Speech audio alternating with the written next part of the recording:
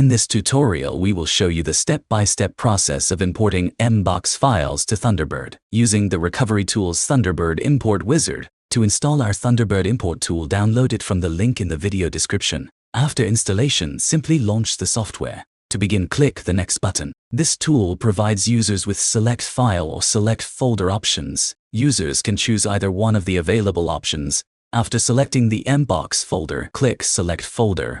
Ignore Gmail label option. When enabled, will skip Gmail labels during the process and migrate emails without including their label information.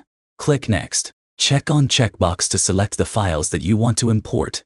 Click Next. Select a saving option allows you to save the file in your desired format for import. The Destination Path section allows you to specify the destination folder where the selected file will be imported.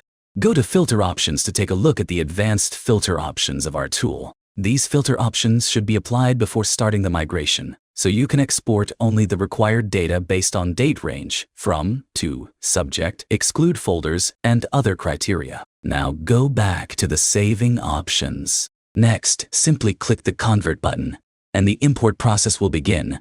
Once the import is completed, you'll receive a notification indicating that the import process was successful. Click OK, and open the destination folder to access the newly imported files. And that's it for this video. Thank you for watching.